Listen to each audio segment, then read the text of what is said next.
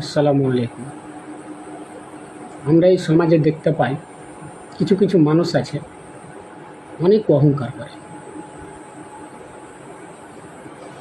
এত অহংকার করে যে সেটা বলা যায় না। কিন্তু তারা জানে না যে অহংকারটা কি। আচ্ছা বলো তো, কিসের অহংকার করছো? এত কেন অহংকার করছো?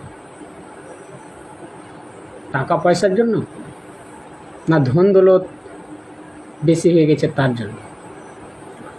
অহংকার করিও না ভাই, সাথে কিছুই যাবে না।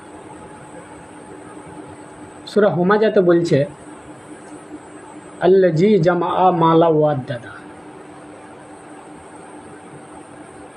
যে সম্পদ জমা করে এবং বারবার গণনা করে।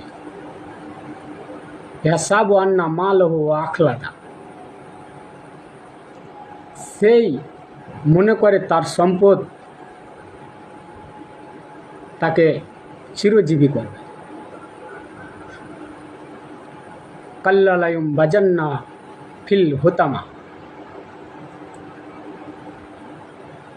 কাল্লালায়ুম বাজান্না ফিল হুতামা। এই হুতামাটা কি? কখনো না, অবশ্যই সে নিক্ষিপ্ত হয়ে যাবে হুতামায়। হুতামাটা হচ্ছে এক প্রকার আযাব।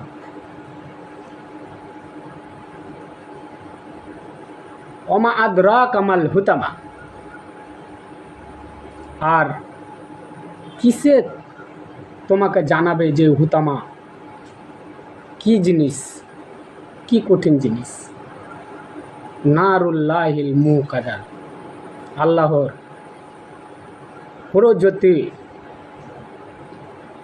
প্রজ্বলিত আগুন। ভয় করো, ভয় করো আল্লাহকে দেখে। ওইসব করিও না ভাই, অহংকার করিও না, কিছুই যাবে না।